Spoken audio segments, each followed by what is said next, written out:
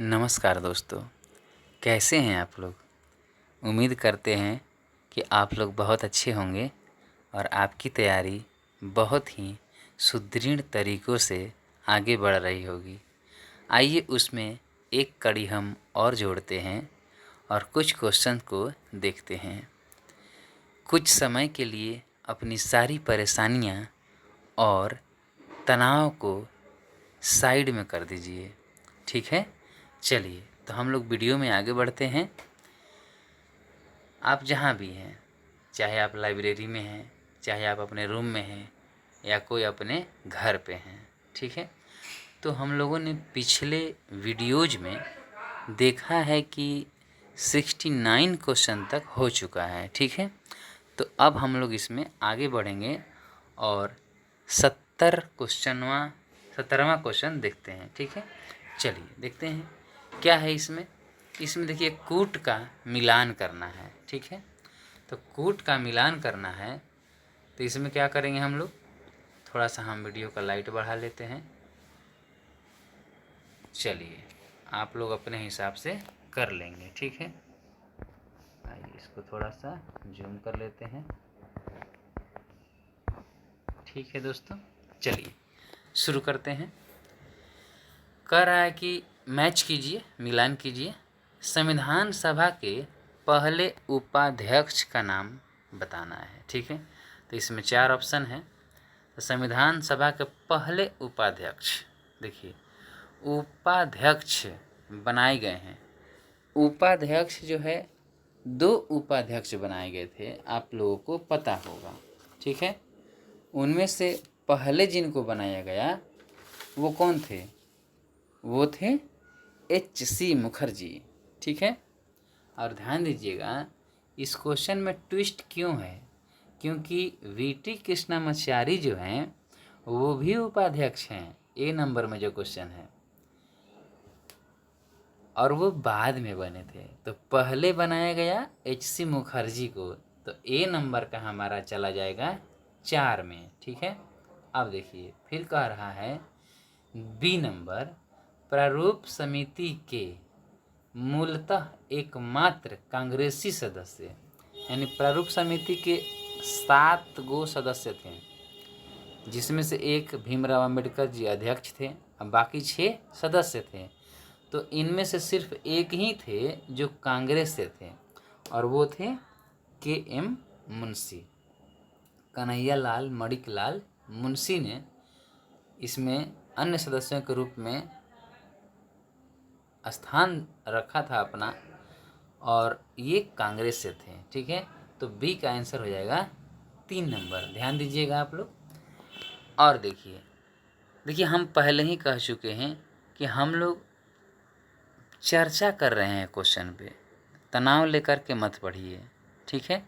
तनाव नहीं लेना है, ठीक है ना, तनाव नहीं लीजिए। और आइए सॉल्व करते हैं। फिर है सी नंबर में क्या है, राजस्थान की रियासतों का प्रतिनिधित्व करने वाले संविधान सभा के सदस्य कौन थे। अब देखिए यहाँ तो पूछ दिया राजस्थान की रियासत से कौन थे जो संविधान सभा में थे। तो ये एग्ज़ाम दोस्तों राजस्थान RAS का ही है, तो राजस्थान का तो पूछेगा ही। अब देखिए हम लोग अपने अपने राज्यों को भी देख लेते हैं। जैसे हम बिहार से हैं तो हम चाहेंगे कि बिहार से संविधान सभा में सदस्य कौन थे, ठीक है। यहाँ तो ये वाला याद नहीं है, ठीक है, राजस्थान वाला याद नहीं है, लेकिन याद देखिए संघ संविधान समिति के अध्यक्ष कौन थे, आप लोगों को पता होगा जवाहरलाल नेहरू थे। तो संघ संविधान की समिति के अध्यक्ष जवाहरलाल नेहरू थे। तो सी का एकमात्र बच गया, वो है V.T. कृष्णामाचारी। ट्विस्ट देखिए यहाँ यही है कि V.T. कृष्णामाचारी को भी ऑप्शन में डाल दिया था, H.C. मुखर्जी को भी डाल दिया था, लेकिन राजस्थान से थे V.T. कृष्णामाचारी, जो वहाँ से चुन कर आए थे संविधान सभा में। तो अब हम लोग देखेंगे इसका आंसर क्या हो जाएगा। इसका देखिए तो A का 4 देखिए B नंबर में दिया है, और B का 3 K.M. मुंशी, ठीक है। तो यहाँ हमारा हो जाएगा B नंबर। एक बार फिर से देखते हैं। संविधान सभा के पहले उपाध्यक्ष थे H.C. मुखर्जी। ध्यान दीजिएगा उपाध्यक्ष V.T. कृष्णामाचारी हैं, लेकिन वो बाद में आए हैं, पहले हैं 2 उपाध्यक्ष थे। पहले आए थे एस सी मुखर्जी। देखिए यहाँ पर वीटी कृष्णामाचारी का नाम भी दे दिया है, और वो राजस्थान के स्थान से, राजस्थान की रियासत से प्रतिनिधि बन के आए हुए थे। ठीक है। और प्रारूप समिति के मूलतः एकमात्र कांग्रेसी सदस्य थे, वो थे कि मुंशी थे। ठीक है। और संघ संविधान समिति के अध्यक्ष तो सब लोग जानते हैं, जवाहरलाल नेहरू थे। जब भी संघ का बात आएगा, संघात्मक का बात आएगा, तो वहाँ पर अध्यक्ष कौन होंगे? जवाहरलाल नेहरू होंगे। संघ का बात आए, शक्ति का बात आए, तो जवाहरलाल नेहरू होंगे। ठीक है। तो अब देखिए हम लोग यहाँ से एक चीज़ पर चर्चा करेंगे कि यहाँ हम देखे हैं कि राजस्थान से जो भी संविधान सभा के सदस्य थे उनके बारे में पूछा गया। ठीक है ना। तो हम लोग देखें कि बिहार से संविधान सभा में कौन थे जो सदस्य थे। तो देखिए इसमें तो पूछने वाला बात ही नहीं है, बहुत सारे लोग हैं। हमारे प्रिय राजेंद्र प्रसाद जी हैं, है ना। और आपको मालूम होगा बाबू जगजीवन राम, है ना। और कृष्णा सिंह, अनुग्रह नारायण सिंह, और भी ये क्या नाम था इनका, दरभंगा के महाराज कामेश्वर सिंह। ठीक है। और फिर जगत नारायण थे। ठीक है। फिर उसके बाद श्री श्याम नंदन थे। ठीक है। तो ये सब लोग थे। और आपको बता दें कि बिहार से सभी मतलब जो लोग थे वो मिला करके 36 लोग थे। हमारे बिहार से 36 का आंकड़ा गया हुआ था संविधान सभा में, और जिसमें महिला भी थी। महिला थी एक, वो क्या नाम है, सरोजनी नायडू। सरोजनी नायडू हमारी महिला प्रतिनिधि थी जो बिहार से गई थी चुन करके। ठीक है, संविधान सभा में। चलिए आगे बढ़ते हैं।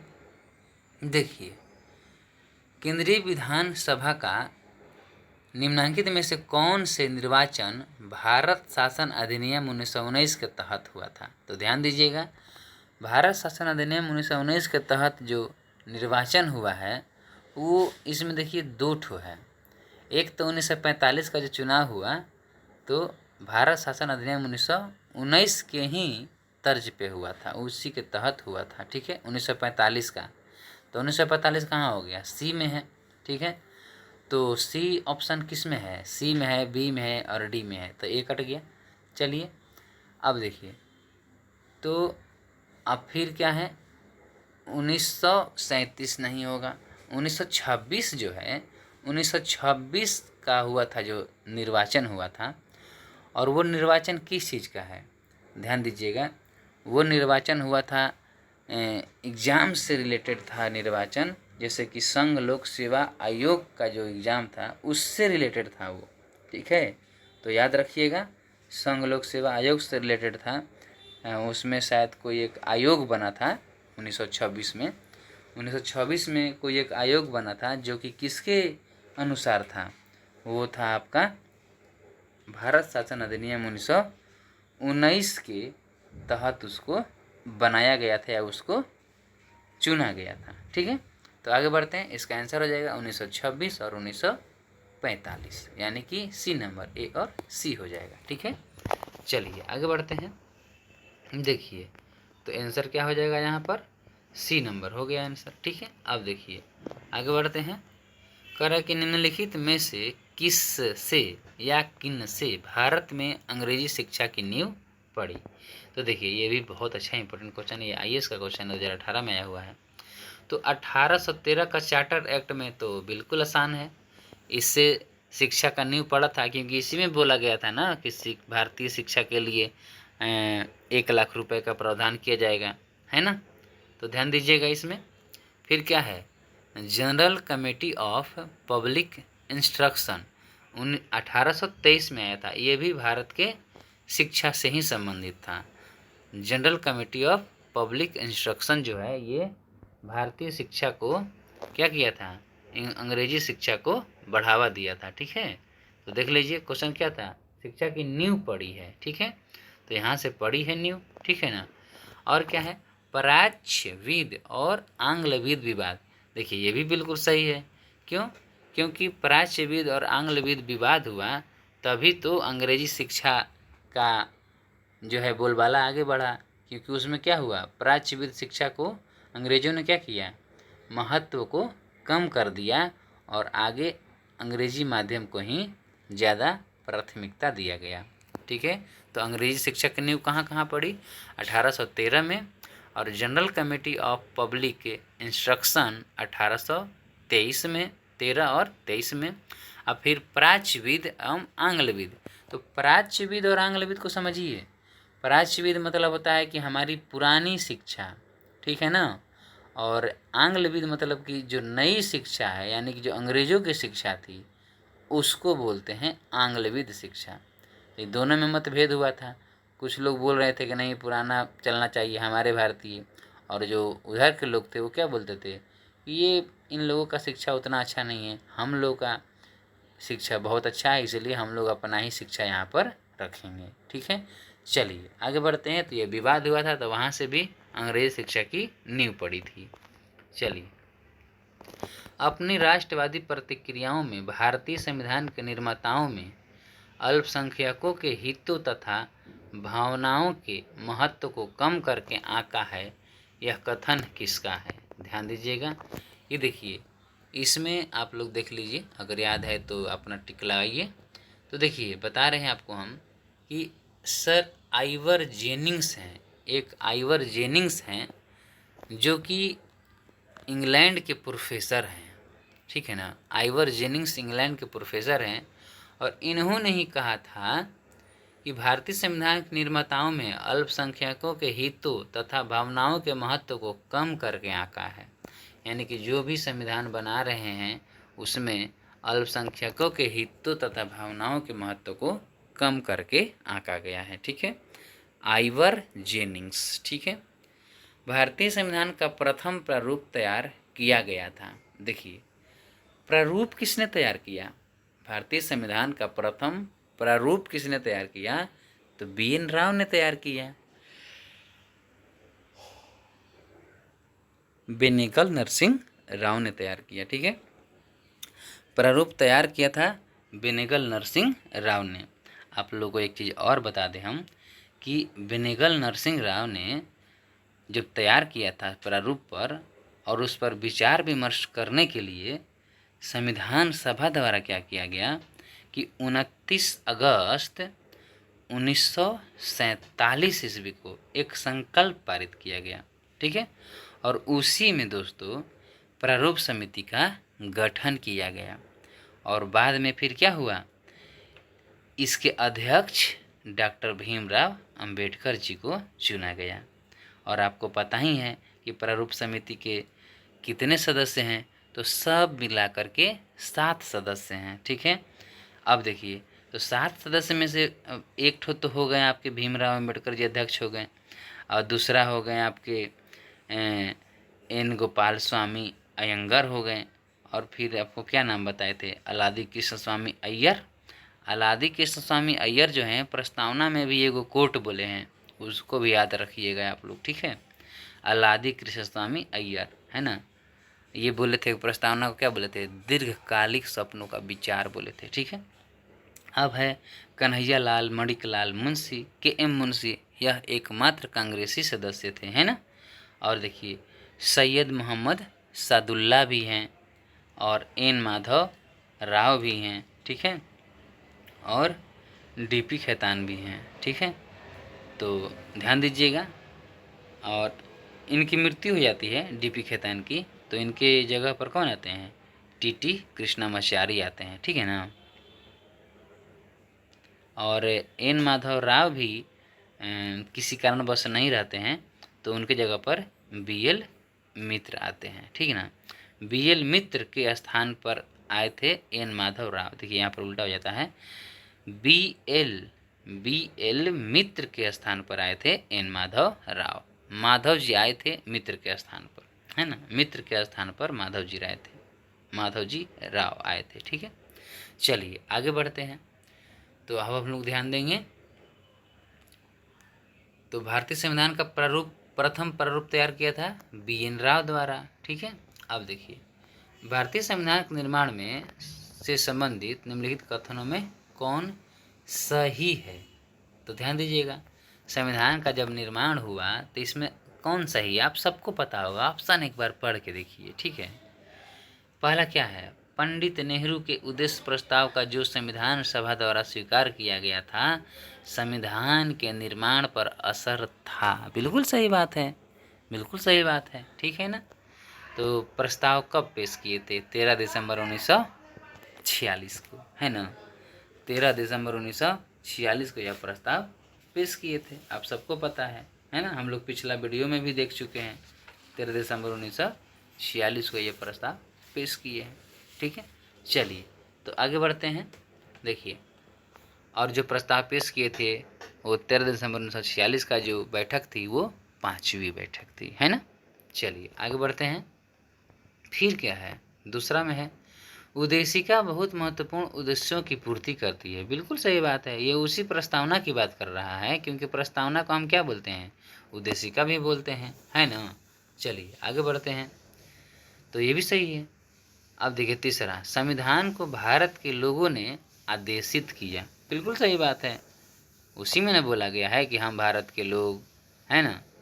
सर प्रस्तावना आप पढ़िएगा तो उसमें प्रस्तावना की शुरुआत कैसे होती है, हम भारत के लोग से होती है, ये क्वेश्चन भी आता है।